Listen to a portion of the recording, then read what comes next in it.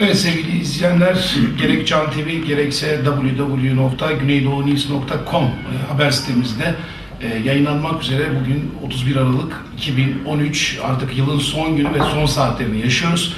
Ve Can TV'de Sayın Valimiz, Can TV Yönetim Kurulu Başkanı Sayın Mehmet Dalgıç'ı ziyareti sırasında kendisini yakalamışken hem yeni yıl mesajını alıp hem de şöyle kısa da olsa bir iki soru sormak istedik.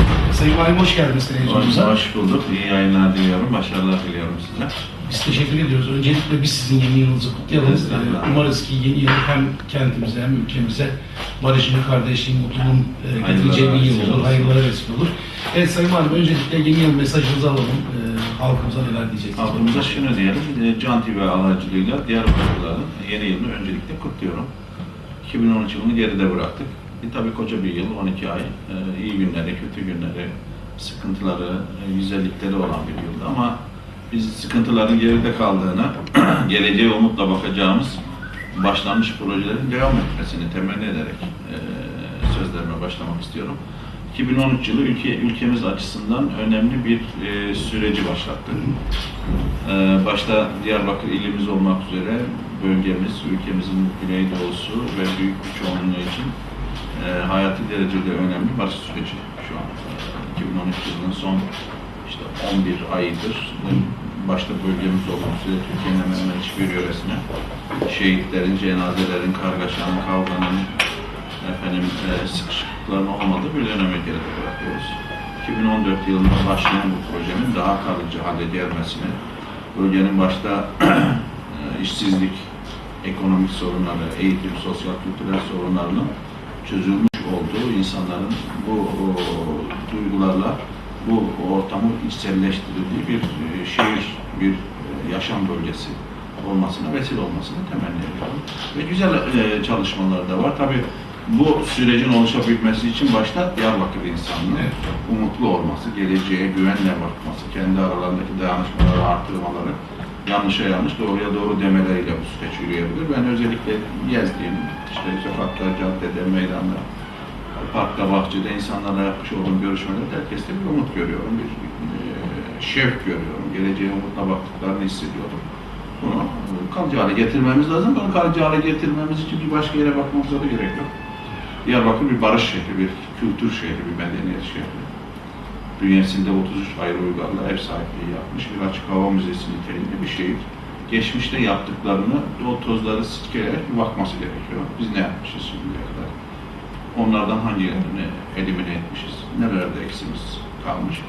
Onlara baktıkça geleceğimizi aydınlık olarak göreceğimizi düşünüyorum. Bizim başka yerlerde barışı, umudu, güzelliği, hoşgörüyü, insan ilişkilerini aramamıza gerek yok. Diyarbakır surlarına bakmamız yeterli. Surlarda zaten benim orada barış da var, güvercinler de var, zeytin dalı da var. İnsanlar huzurla bu bölgede yaşamışlar.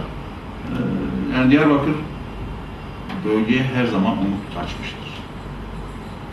İlk defa yani 630'lu yıllarda, 639'da İstanbul bölgeye bu coğrafyaya Diyarbakır'dan girmiştir ve o taraftan bu tarafa insanlar hep barışı, güzelliği, kul hakkını, insan ilişkilerine eşyafı maruz olan insana olan verilmesi gereken değeri dile getirmişiz. Bundan sonra böyle gidecektir. Peki Sayın Valim, 2013 yılındaki süreçten bahsettiniz, ekonomiden bahsettiniz, işsizlikten bahsettiniz. Kentin en büyük sorunlarından birisi zaten kanayan yarası.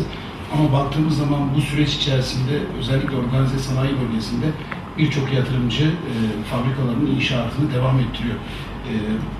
Bu konuda neler diyeceksiniz? Yani bu talepler artıyor mu? Bakış açısı nasıl iş alanlarında? Şimdi bu tabii huzur ortamıyla birlikte bölgeye yerli yabancı hem sermaye, hem girişimci, hem yatırımcı, hem de turizm amaçlı ziyaretlerin arttığını görüyoruz. Diyarbakır turizmsiz kültür hizmetlerinin olmadığı bir ortam olamaz. Yani kültür ve turizm faaliyetlerini mutlaka önde tutmamız lazım. Dediğim gibi yani bölgedeki işsizlikle mücadelede üzerinde hassasiyetle durulması gereken önce bölge insanının bir meslek sahibi yapılmasıyla işe başlamak gerekir. Önce insanlar meslek sahibi olsun ki ondan sonra iş sahibi olsunlar. Şimdi sorduğumuz zaman ne iş yaparsın? Her iş yaparım. Her iş yapan adama bizim ihtiyacımız yok. Bizim mesleğini iyi yapan adama ihtiyacımız var. Bunu da ancak usta çırak ilişkileriyle ya da iş kurunu açtığı ya da diğer kurumların açtığı hizmet içi eğitim kurslarına, beceri kazandırma kurslarına, meslek edindirme kurslarına katılarak organize sanayilerin ya da sanayi birliklerinin oluşturdukları bu tür KOSGEB'in desteklediği kurslara falan giderek insanların kendilerini yetiştirmeleri gerekir. Ondan sonra bölgedeki ihtisas organize sanayilerini artırmamız gerekiyor. Özellikle mesela Diyarbakır Organize Sanayisi 520 hektar büyüklüğünde bir alandı. Orası hemen hemen dolu. Ama uzun yıllardan beri alıp da boş duran bazı parseller var. Onların sahiplerine de buradan sesleniyorum. Bir an önce onu başlatsınlar veya başlatmıyorsa bıraksın. Yeni talepler var. Onlara devredelim biz onları. Çünkü onun bazıları tapuları var. Bunlar ancak hukuk çerçevesinde müdahale etmek gerekiyor. Ona 188 hektar büyüklüğünde bir alan yeniden eklendi. Onun altyapı projesini organize sanayi olarak burada biz yaptık. Altyapı yatırım için Sanayi Bakanlığı'na şimdi göndereceğiz. Bölgenin en büyük eksiği, doğalgaz eksiği vardı, o giderildi. Enerjide bazı tıkanıklıklar vardı, onların giderilmesiyle ilgili ilgilerle görüşüyoruz. Yani onun dışında tabii bir tekstil organize sanayisiyle ilgili bir çalışma yürütüyoruz. Lojistik merkezle ilgili bir çalışma yürütüyoruz. Türkiye'nin ilk tarımsal besi organize, ihtisas organize sanayisini bölge kurdu.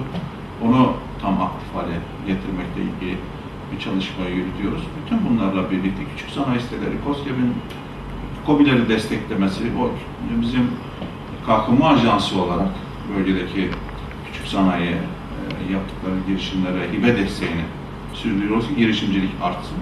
Bütün bunlarla birlikte tabii hizmet sektörünü bölgede geliştirmek lazım. Orada ancak turizm hayatını canlandırmakla bunu sağlayabiliriz. Evet Sayın Valim, son sorumuz var. Bugünlerde, geçenlerde bir açıklamanız oldu zaten ajanslara. Elektrik sıkıntısı ile ilgili herkesin kanayan yarası, bir türlü elektriği bulamıyoruz diyorlar. Neler diyeceksiniz bu konuda vatandaş? Şimdi dün DEDAŞ ilgileriyle bir toplantı yaptım. Onların ifade ettikleri tabii, yani şu da bir gerçek tabii, bölgedeki enerji iletim hatları kapasite olarak çok yetersiz ve çok eski. Bunun onarılması, yenilenmesi gerekiyor. Kapasiteyi geliştirmeler gerekiyor. Yeni yatırımlar gerekiyor. Uzun yıllardan beri bu yapılmamış. Dolayısıyla sık sık enerji kesintileri meydana geliyor. Bugünlerde daha çok arızaların meydana gelmesinin ana sebeplerinden bir tanesi olarak da şunu ifade ettiler. Enerji tüketimi bugünlerde geçmiş, yani yaz aylarına ya da daha ılıman günlere göre 3-4 kat artmış durumda. Dolayısıyla bu 3-4 kat artış ihtiyacını bu mevcut kapasite karşılarken zorlanıyor. Arızalar sık sık arızalar meydana geliyor. Gece gündüz 24 saat arıza ekiplerimiz hadiseye müdahale ediyorlar. İşte 10 arıza ekibi vardı geceleri müdahale eden, gündüzleri müdahale eden, gecede 5 ekip vardı. Bunların sayılarını arttırdılar.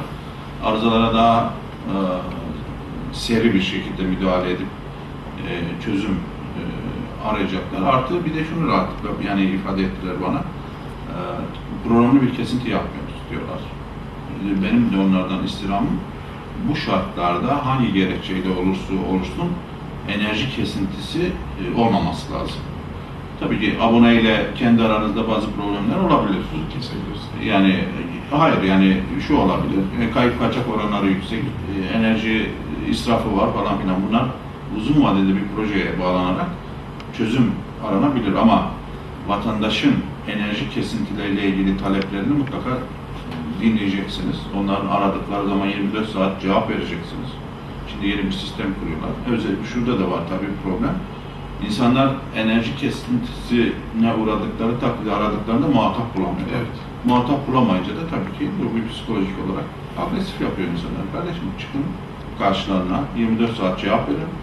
Gerekçenizi söyleyin, yani arızaysa arıza, başka bir gerekçe varsa onu söyleyin ve makul süreler içerisinde gidereceğinizi ifade ederseniz insanlar bunu da hoşgörüyle karşılarlar. Ve ihtiyaç duyduğunuz yatırımı da bir program çerçevesinde en kısa sürede yapmanın deklarasyonunu yapın ki insanlar bilsinler. Bu yani. Burada ben özellikle halkımıza da şu çağrıda bulunuyorum. Bir enerji iktisatlı kullanılması gereken bir metadır. Yani israfı azaltıcı tedbirler vatandaşımız da dikkat etsin. Ama enerji dağıtım şirketinin de hiçbir şekilde bugünlerde enerjiyi keserek insanlara eziyet etmemesi için de kendilerini uyardı. Çok teşekkür ediyoruz Sayın Valim. Tekrar yeni yılınız kutlu olsun. Umarız ki yeni yıl 2014 hem kentimize hem bölgemize hem de ülkemize güzellikler getirir. Teşekkür ediyoruz. Ben de teşekkür ederim. Can TV'de başarılar diliyorum. Çalışanlarınızı kutluyorum. Sağ olun. Aracılığınızda Diyarbakır halkına da selamlar sunuyorum. Teşekkür ederiz. Sağ olun. Evet sevgili izleyenler, gerek Can TV gerekse Güneydoğu News ortak yayınında Sayın Valimizin yeni yıl mesajıyla birlikte Diyarbakır'la ilgili düşüncelerini aldık, gelişmeleri aldık. Diyarbakır'ın en yetkili isminden. Evet, bir başka konukla buluşuncaya kadar hoşça kalın diyelim.